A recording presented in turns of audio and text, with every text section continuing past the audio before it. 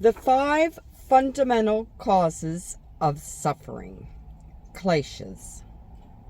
This is an article written in Hridaya Yoga.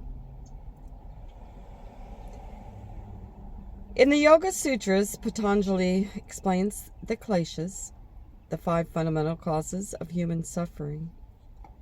He identifies them as avidya, ignorance, 2, asmita, I-amness, the limitation of ego consciousness or the ego sense.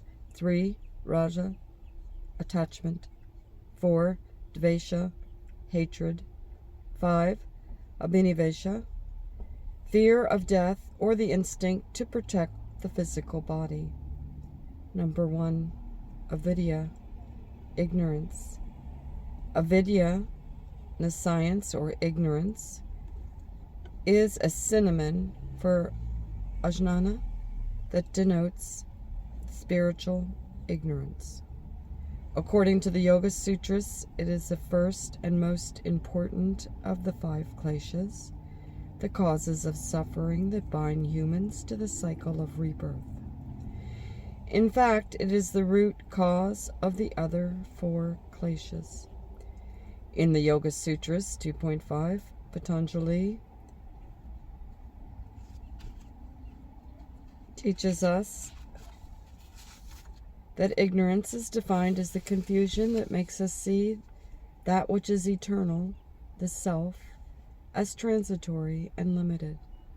According to another great sage, Shankaracharya, avidya might also be seeing that which is transitory and limited as eternal, the self.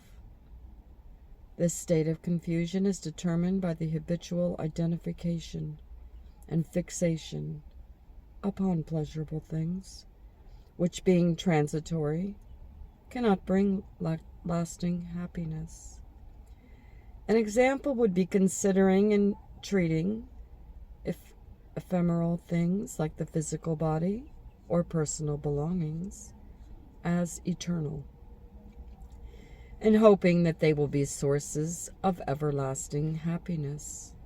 However, ignorance is this lack of discrimination between what is immutable and eternal, the self, and what is ephemeral, transitory, and impermanent.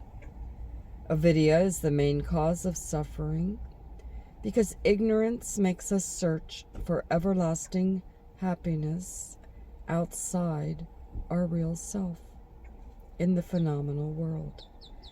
Being impermanent, the different aspects of the world cannot bring us eternal happiness.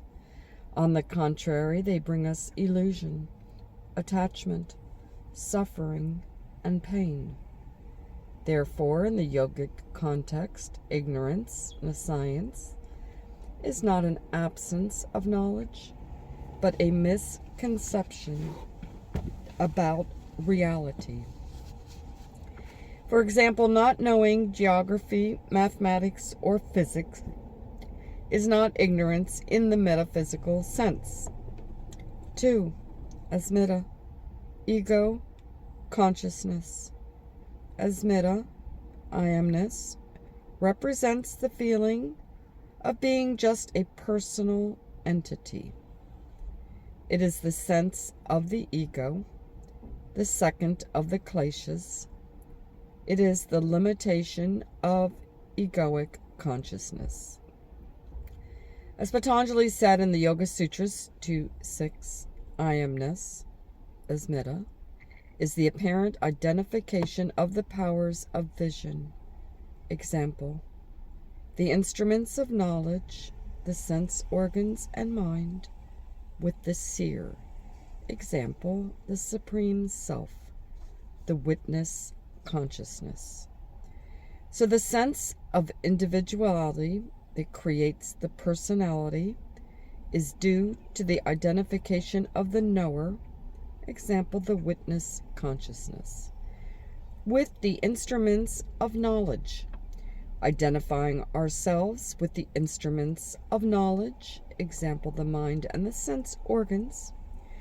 We get the illusion that we are an entity that dwells in a body and has a whole personal story with dramas, attachments, etc.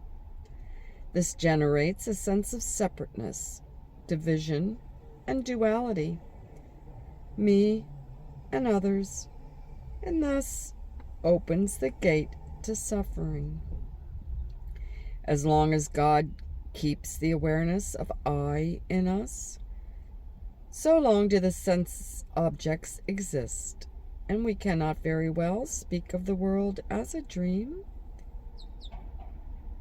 There is fire in the hearth, and therefore the rice and pulses and potatoes and the other vegetables jump about in the pot. They jump about as if to say, we are here and we are jumping. The body is the pot. The mind and intelligence are the water. The objects of the senses are the rice, potatoes, and other vegetables. The I consciousness identified with the senses says, I am jumping about. And Satchidananda, the Absolute, is the fire. Raja, attachment. Raja means attachment or passion. The third klesha, Raja, attachment, is that which is based on pleasant experiences. Therefore, Raja is defined as the attraction we feel towards any person or object when any kind of pleasure or happiness is derived from that person or object. It is natural for us to enjoy the things that give us different forms of pleasure, whether physical, emotional, or mental. This enjoyment will not become a hindrance if we are aware of our true nature. But as long as avidya, ignorance, the main root of suffering, binds us, attraction will lead us to dwell upon the pleasurable. We cling to it, mistakenly believing that ordinary, ephemeral happiness to be eternal. Attraction makes us grope after ananda, eternal bliss, in the external world, which is delusive and leads to suffering. Dvesha, hatred. Dvesha, the fourth klesha, means aversion, hatred, or repulsion. In the Yoga Sutras, Patanjali defined it this way. Aversion, dvesha, is that which is based on sorrowful experiences. Dvesha is the repulsion felt towards any person or object that is a source of pain or unhappiness to us. Repulsion and attraction are two faces of the same coin. Looking for pleasure and avoiding pain has never been a valid spiritual path. They both keep the human mind at the level of the mind. They both keep the human being at the level of the mind, grasping for what is pleasurable and rejecting what is not pleasurable. They both direct the being in the external world, keeping the illusion that we may attain happiness by rejecting that which produces suffering and embracing that which gives pleasure. Dvesha is only raja, attachment in the negative. In fact, this pair governs most of our lives, consciously or unconsciously conditioning us, and it's the breeding ground for our worldly desires. Nisargadatta Maharaji beautifully expressed the same idea. You are always seeking pleasure and avoiding pain, always after happiness and peace. Don't you see that it is your very search for happiness that makes you feel miserable? Try the other way. indifferent to pain and pleasure, neither asking nor refusing, giving all your attention to the level on which I am is timelessly present. Soon you will realize that peace and happiness are in your very nature, and it is only seeking them through some particular channels that disturbs. Avoid this disturbance, and that is all.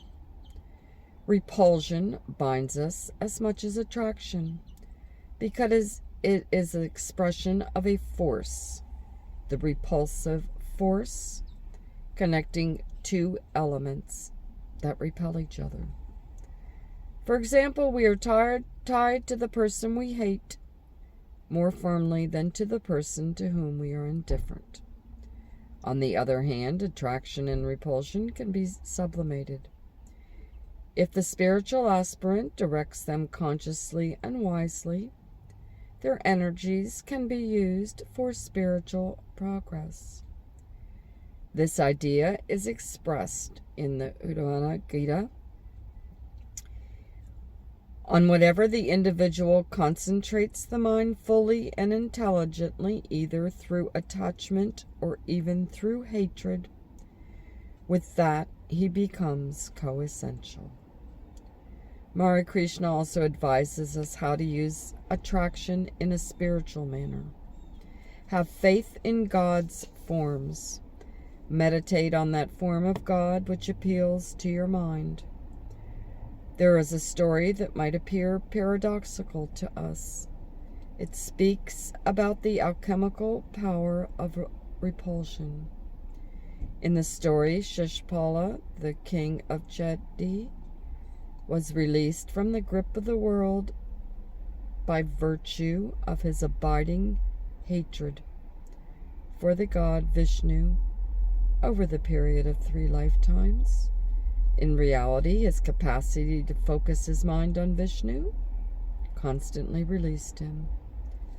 Abhinivesha, fear of death.